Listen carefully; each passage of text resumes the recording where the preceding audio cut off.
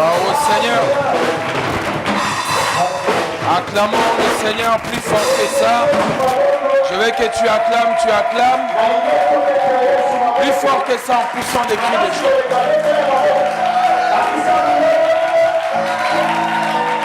Avec des cris de joie. Merci beaucoup. Vous pouvez rester debout. Nous allons faire la lecture dans 1 Samuel chapitre 13. 1 Samuel chapitre 13. Le verset 8, à partir du verset 8. Après, vous allez vous rasseoir. 1 Samuel chapitre 13, à partir du verset 8. Je lis pour vous.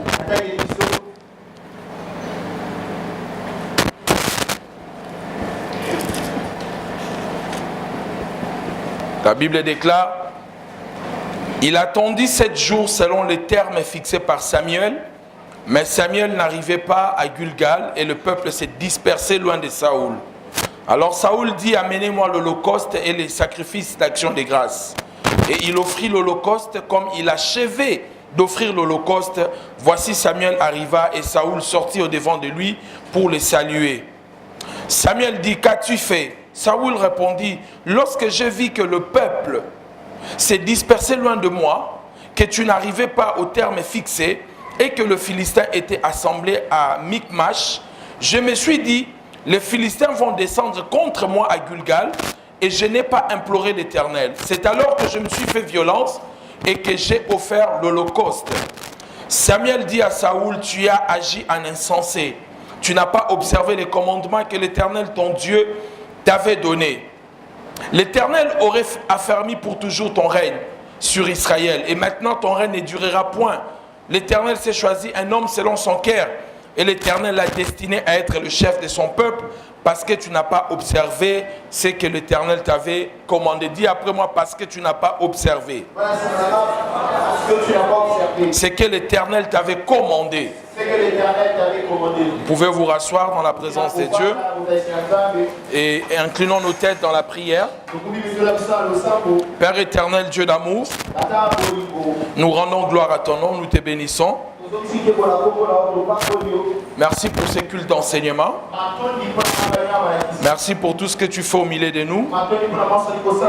Nos cœurs sont remplis de gratitude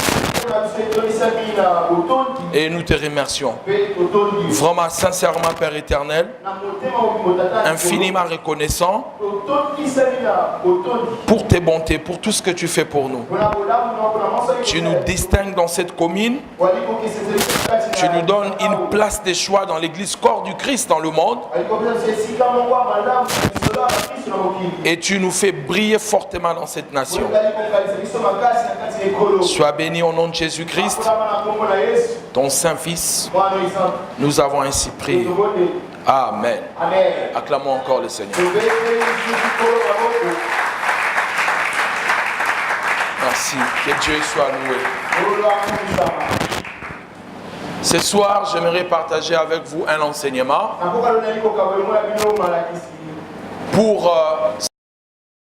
sur Internet. Le thème sera ce que tous les chrétiens, ce qu'un chrétien doit entendre. Ce qu'un chrétien doit entendre. Quelqu'un dit Amen bien. Mais ici, le thème sera les dangers de la désobéissance. C'est ce que je vais partager avec vous. Quelqu'un dit Amen bien. Lorsque vous regardez dans votre vie, vous remarquerez les bonnes choses qui sont arrivées dans votre vie. La plupart de bonnes choses, en grande partie, ces choses se sont accomplies dans votre vie simplement parce que vous avez été attentif et vous avez entendu les conseils soit de vos parents, soit des aînés, de votre pasteur, de vos instituteurs. Ce sont des gens qui vous ont orienté dans la vie, qui vous ont conseillé, et ça vous a permis d'avoir une vie que vous avez aujourd'hui, la meilleure vie. Alors la désobéissance, qui est le contraire de l'obéissance, c'est quelque chose de très dangereux dans la vie. L'obéissance, c'est la seule chose que Dieu a demandé à l'être humain. Quand Dieu a créé Adam, Dieu n'avait pas demandé à Adam d'aller arracher la lune ou d'enlever, d'arracher l'étoile. La seule chose que Dieu avait demandé à Adam, c'est qu'Adam devait être obéissant.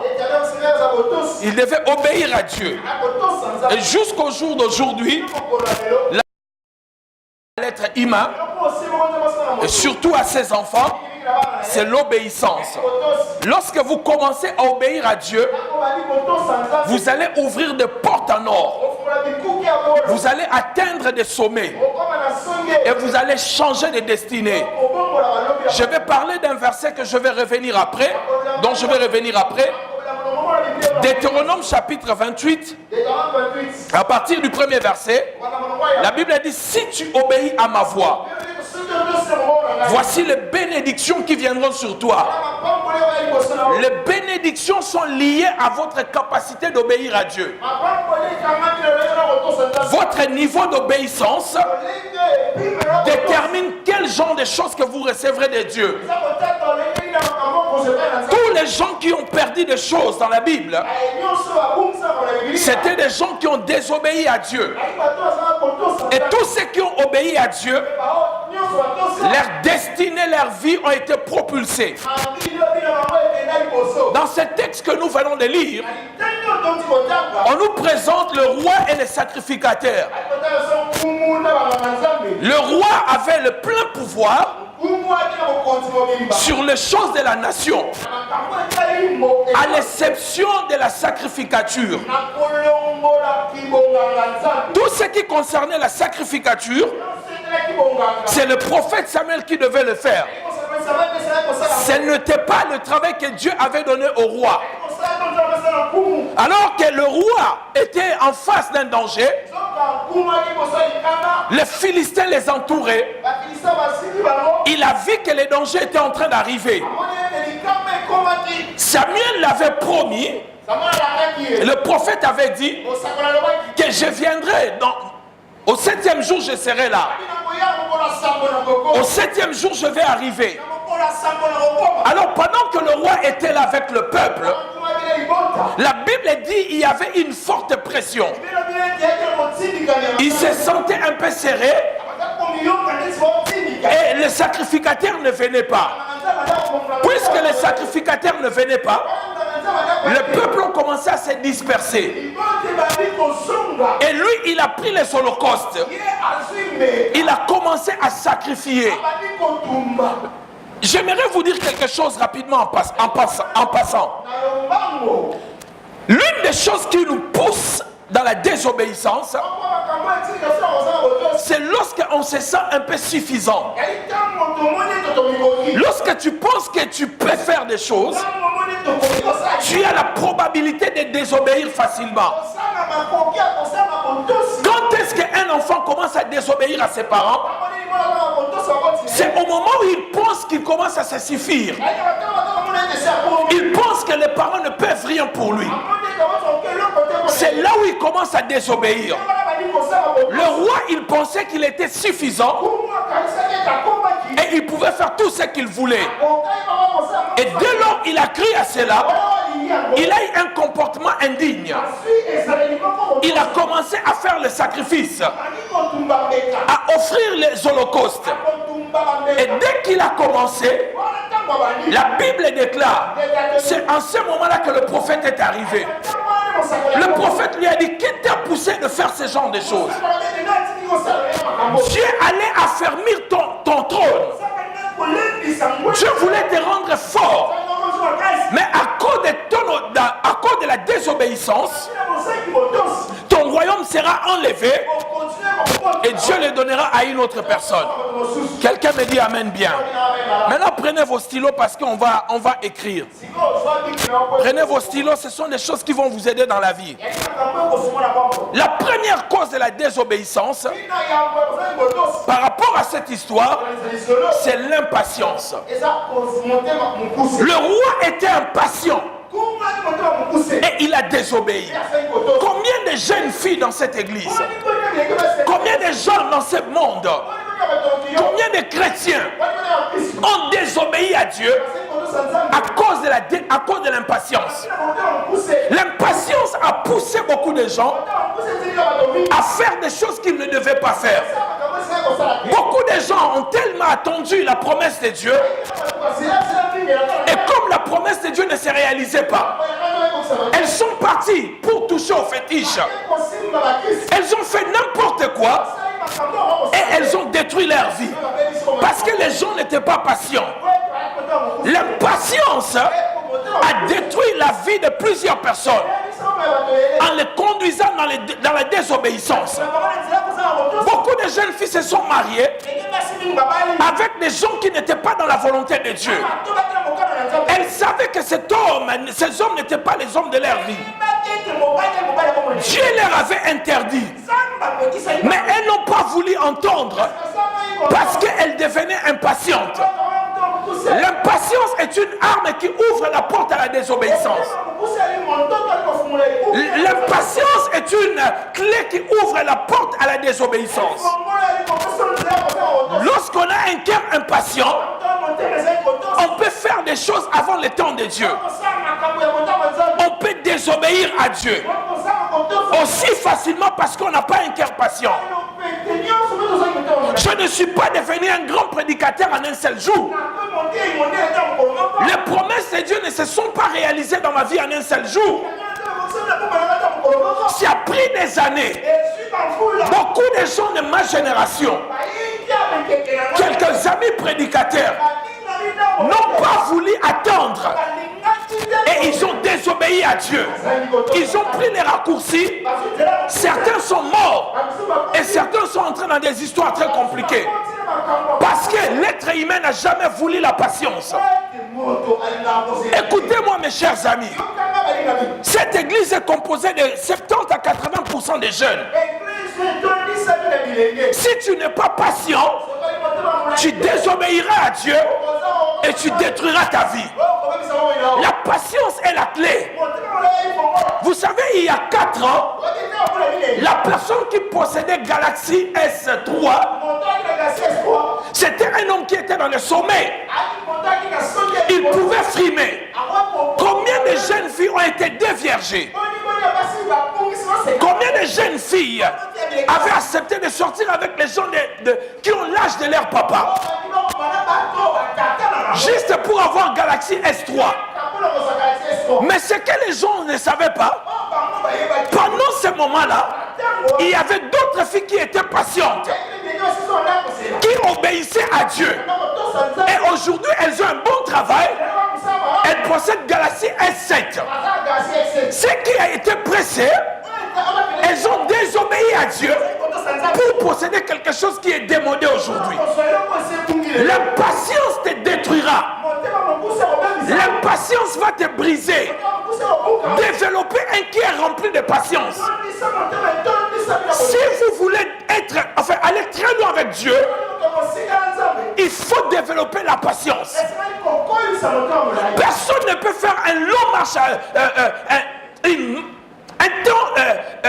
un long moment avec Dieu sans pour autant qu'il soit patient. Il n'y a personne qui sait faire attendre les gens comme Dieu. Avec Dieu, tu regarderas la montre jusqu'à ce que tu seras fatigué. Avec Dieu, si tu n'as pas un cœur patient, tu abandonneras la foi et tu vas chercher les raccourcis. Dieu prend toujours le temps pour faire des choses dans votre vie et pour regarder votre niveau d'obéissance. Quelqu'un me dit amen bien. Je vais t'entendre l'amen bien. La deuxième chose qui nous pousse dans l'obéissance, dans la désobéissance, les circonstances de la vie. Lorsque nous regardons les circonstances de la vie, cela nous pousse par moments à désobéir à Dieu. Tu regardes tes copines, vous avez presque le même âge. Elles ne sont pas plus intelligentes que vous. Elles ne sont pas plus compétentes que vous. Elles ne sont pas plus belles que vous. Mais elles ont fait des choses et elles ont réussi dans la vie. Alors que toi, quand tu regardes toute la souffrance qui est autour de toi et tu ne trouves pas la solution, la Bible est interdite de toucher aux fétiches, de pécher contre Dieu, mais les circonstances qui t'entourent, de la misère, de la souffrance, te poussent à désobéir à Dieu. Quelqu'un me dit amen bien. Un amen plus fort que ça. Un jour, j'étais en train de sortir dans ma voiture sur mon avenir. J'ai entendu quelqu'un dire, mais écoutez, ce jeune-là, il a touché au fétiche. Ce n'est pas bien, il va mal finir sa vie. Et l'autre a rétorqué. Entre la souffrance qu'il est en train de vivre aujourd'hui et la souffrance qu'il vivra plus tard, ça ne change rien. De toutes les façons, si même il ne touche pas au fétiche, il va souffrir. S'il touche au fétiche, au moins il va se réjouir pendant un temps. Et il souffrira plus tard. Les circonstances de la vie, les souffrances autour de cette personne, les difficultés ont poussé ce jeune homme à toucher au fétiche. Bien aimé dans le Seigneur, les circonstances de la vie peuvent te pousser à désobéir à Dieu. Troisièmement, la pression de la vie. Lorsque la vie est remplie de pression, tu peux désobéir à Dieu facilement.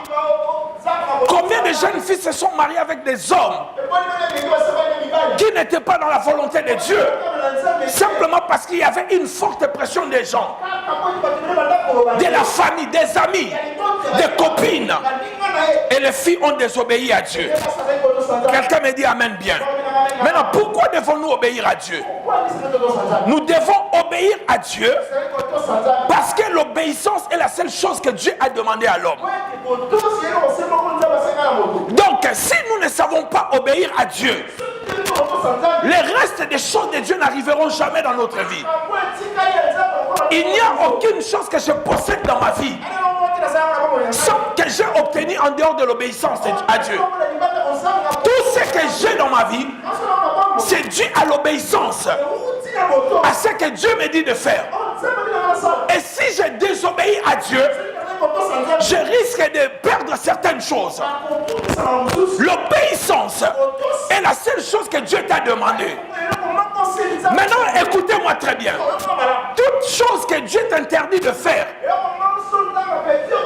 a la capacité de te détruire. Répète ce que je viens de dire. Tout ce que Dieu t'interdit de faire, cette chose-là ou ces choses-là ont la capacité de briser ta destinée. C'est pour cela qu'il t'interdit de le faire.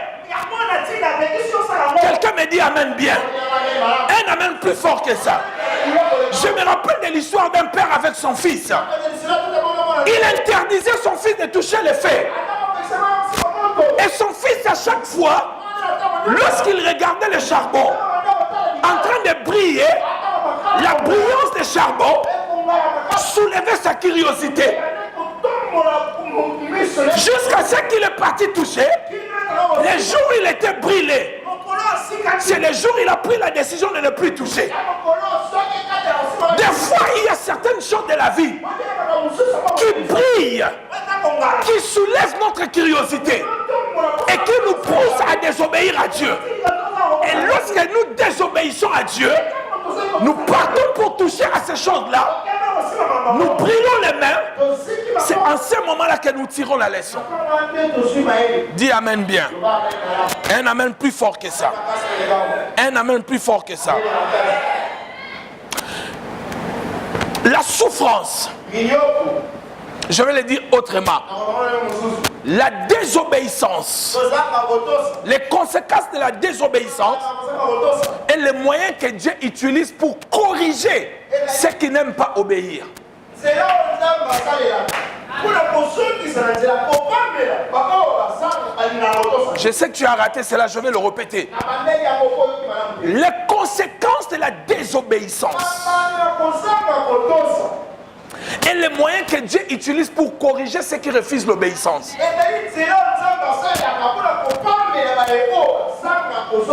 Aujourd'hui, peut-être tu as un enfant. Peut-être tu en as deux. Peut-être tu en as trois. Mais avant que tu arrives là, quelqu'un était en train de te conseiller, de t'interdire cela. Mais là, les souffrances que tu vis maintenant sont les conséquences de ta désobéissance d'hier. Toutes les souffrances du futur seront les conséquences de la désobéissance d'hier. Si aujourd'hui tu désobéis, tu ouvres de grandes portes aux souffrances à venir. Est-ce que je suis en train de parler à quelqu'un? Donnez-moi un amen si je te parle. Alléluia. Le refus d'obéir à Dieu, le refus de se soumettre à l'obéissance entraînera toujours des conséquences graves dans ta vie.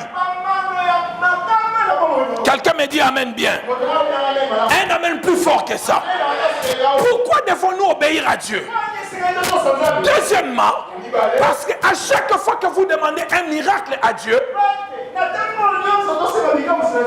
Dieu vous donne une instruction à obéir. Lorsque vous demandez quelque chose, un miracle à Dieu, Dieu ne le fait pas tomber du ciel. Il te donnera une instruction à obéir. En obéissant cette instruction-là, c'est là où tu auras ton miracle. Les enfants d'Israël ont besoin d'eau. Dieu donne l'instruction à Moïse. Frappe les rochers. Quel est le rapport entre de l'eau et les rochers? De l'eau ne sont pas dans les rochers. Si Dieu avait dit à Moïse, creuse de puits, ça peut être explicable. Mais Moïse n'a pas regardé ce que Dieu lui disait. Il n'a pas voulu comprendre Dieu. L'obéissance à Dieu, ce n'est pas le fait de comprendre Dieu, mais d'exécuter même quand on ne comprend pas. Il n'y aura pas de miracle dans ta vie si tu veux d'abord comprendre Dieu avant d'agir. Les Romains ont dit à Jésus, si tu es fils de Dieu, descends et nous croirons en toi. Les Juifs plutôt, descends et nous croirons en toi. Le principe de Dieu n'est pas ainsi. Le principe de Dieu, c'est de croire et tu verras. C'est d'obéir et tu vas recevoir. Ce n'est pas d'abord recevoir et puis on verra après. L'obéissance. Qu'est-ce que Dieu vous a déjà dit que vous ne voulez pas arrêter? Quel est cet homme que Dieu t'a interdit de traîner avec, mais tu continues toujours? Qu'est-ce que tu n'arrives pas à arrêter jusqu'à maintenant? Combien de CD, de cassettes, des audios que tu as cachés derrière ta chambre? Que tu écoutes à des heures, tu baisses un peu le volume. Alors que tu sais que Dieu t'a déjà interdit certaines choses. Tous les jours, tu prends tes primus dans un gobelet noir comme ça, pour que les gens ne te voient pas. La désobéissance est une porte d'entrée du diable dans ta vie. Une personne qui obéit à Dieu, il ferme toutes les portes d'entrée du diable dans sa vie. Si le diable veut entrer dans ta vie, il cherchera une entrée où il y a la désobéissance. Et c'est là où il va entrer pour essayer de te combattre. Dis à ton voisin, ferme la porte de la désobéissance. Dis-le encore fort, ferme la porte de la désobéissance. Je vais t'entendre bien, dis, ferme la porte de la désobéissance. Alléluia. Proverbe chapitre 14, verset 12. La Bible dit, telle voie paraît droite à un homme. Mais son issue, c'est la mort. Alléluia. S'il vous plaît, je prêche ici, frère Noël. Ne parlez pas. Telle voie paraît droite à un homme. Et son issue, c'est la mort. Donnez-moi un amen bien. Des fois, nous regardons nos voies. Nous voyons des choses. Avec l'œil humain, tout paraît bon. Mais Dieu n'est pas là. Il y a une sœur qui prie avec nous. Son mari travaille dans une mission. Il gagne très bien sa vie.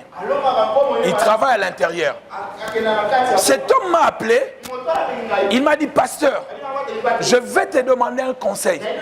Si tu peux prier pour moi.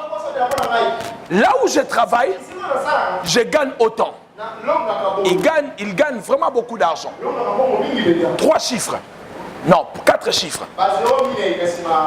Il gagne beaucoup d'argent. Alors, là où il devait aller prêcher, travailler, d'abord ce n'est pas en Afrique. L'avantage d'aller travailler comme un expatrié est gagner 3 fois que ce qu'il gagne au Congo. Il m'a posé la question. Quand je priais, Dieu m'a dit il ne peut pas partir là-bas. S'il part, il risque de mourir là-bas. Je ne lui ai pas dit que tu vas mourir. Je lui ai dit seulement Dieu m'a dit que tu ne partiras pas là-bas. La voie paraissait droite. Il allait gagner 3 fois. Mais Dieu n'était pas là. Mais s'il fait la tête dure, il dit je vais aller quand même travailler. Il va gagner beaucoup d'argent. Pendant peut-être 9 mois, il va mourir. La désobéissance est une porte qui conduit à la mort.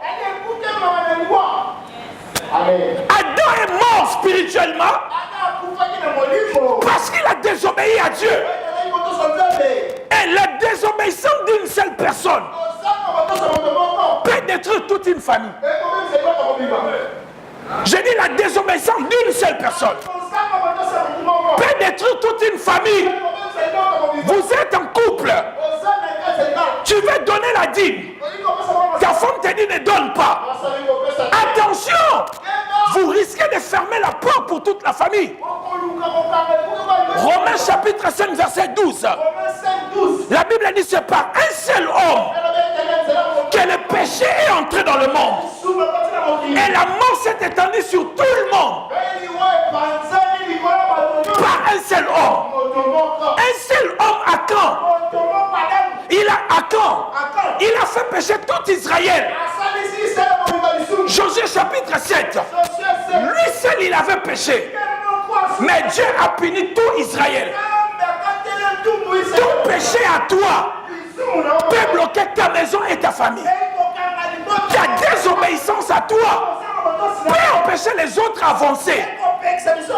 La désobéissance de Jonas voulait chavirer tous les navires. Jusqu'à ce qu'on a jeté Jonas, la tempête s'est calmée. Combien de familles sont sous la tempête?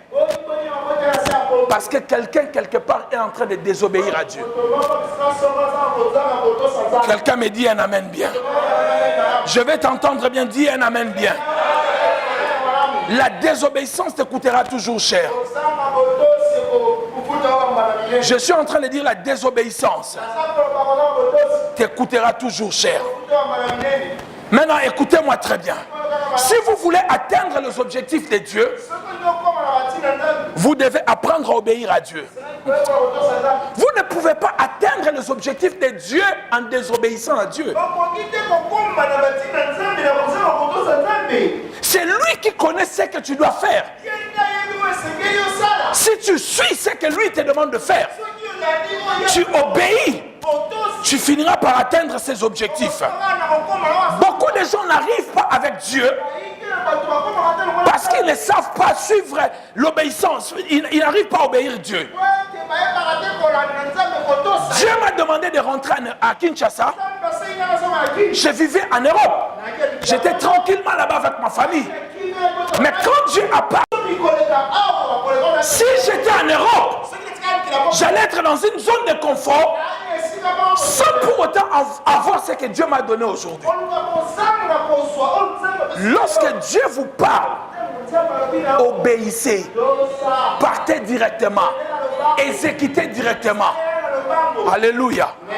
Un jour, Dieu a envoyé l'ange Gabriel pour parler à Zacharie. Tu auras un enfant. Zacharie a douté. Et quand il a douté, l'ange lui a dit, je suis Gabriel, l'homme qui se tient dans la présence de Dieu. Tu seras mioué. S'il avait obéi, il n'allait pas rester muet. Un jour, Élisée a prophétisé. Demain à 7 heures, vous aurez la nourriture en abondance. L'officier du roi a dit, même quand Dieu fera la fenêtre au ciel, pareille chose n'arrivera jamais. Élisée lui a dit, tu le feras, mais tu n'en mangeras pas. La Bible dit, si vous êtes docile, si vous êtes obéissant, vous mangerez le meilleur fruit du pays. Laissez-moi maintenant vous dire une chose. Il y a le meilleur fruit, il y a le mauvais fruit. On peut tous manger, mais on a mangé des fruits différents. Tu peux avoir un ventre gonflé qui va te traîner dans la maladie parce que tu as mangé un mauvais fruit. Moi, je peux avoir un ventre gonflé qui ne m'entraînera pas dans la maladie parce que j'ai mangé le bon fruit. Et les bons fruits sont réservés aux gens qui craignent Dieu, aux gens qui obéissent à Dieu. Alléluia. Alléluia. Dis après moi l'obéissance à Dieu. Écoutez-moi. Mettez toute personne ayant tendance à vous conduire dans la désobéissance très loin de votre vie. Toute personne qui te conduit dans la désobéissance, repousse-les loin de ta vie. Ton grand ennemi, c'est la personne qui te conduit dans la désobéissance. Deux fois, les gens qui nous conduisent dans la désobéissance, pas deux fois, très souvent, ce sont des gens que nous faisons confiance. Vous savez pourquoi Adam a mangé le fruit? Adam savait que le fruit était défendu. Adam n'avait pas confiance au fruit, mais il avait confiance à la main de sa femme.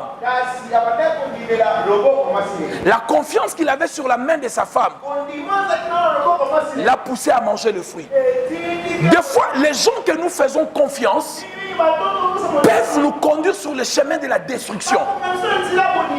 C'est pour cela, vous ne devez pas être quelqu'un de sentimental. Même si c'est ton pasteur, même si c'est moi le visionnaire, je te dis quelque chose qui n'est pas dans la Bible. Oppose-toi à moi. Ta vie, ton âme a plus d'importance que ce que moi je vais te dire. Je t'ai connu dans des histoires compliquées. Tu es une fille bien, tu vois vraiment, je peux te donner des cadeaux. Dis, pasteur, au nom de Jésus, je chasse cet esprit-là. Ne dis pas, et là, dis c'est vrai. Non, dis, pasteur, au nom de Jésus, que cet esprit te quitte. Donnez-moi un amen bien. Toute personne qui a tendance à te pousser dans la désobéissance, c'est une personne dangereuse. C'est une personne que tu dois éviter. Tu dois fuir. Alléluia. Est-ce que je suis en train de parler à quelqu'un? Ton plus grand ennemi, c'est la personne qui te pousse dans la désobéissance. Vous devez être des gens obéissants. Josué a dit dans Josué 24:15, moi et ma maison, nous servirons l'Éternel. Moi et ma maison, nous allons craindre l'Éternel. Abraham, dans Genèse 17, verset 23, Dieu lui a parlé sur la circoncision. Le même jour, il circoncit Ismaël. Et il a circoncis toute sa maison. Et les serviteurs. Et des esclaves. Il les a tous circoncis à cause de l'obéissance. Quelqu'un me dit amen bien. Quatrième point. Les mauvaises personnes dans votre vie généralement produisent les mauvais résultats. Cinquièmement, Dieu n'ignore pas les petites désobéissances. Vous avez déjà entendu quelqu'un dire oh bon, biloko pensa mais pas obtenir compte en haut. Je vais vous dire une histoire vraie de moi-même. Un jour, je pars chez un mécanicien. Quelqu'un avait cogné ma voiture. Et quand j'arrive chez les tauliers, on avait rendez-vous avec cet homme, était un médecin. Et avant que le médecin arrive, moi j'ai déjà vu le petit là qui me fait aussi la peinture.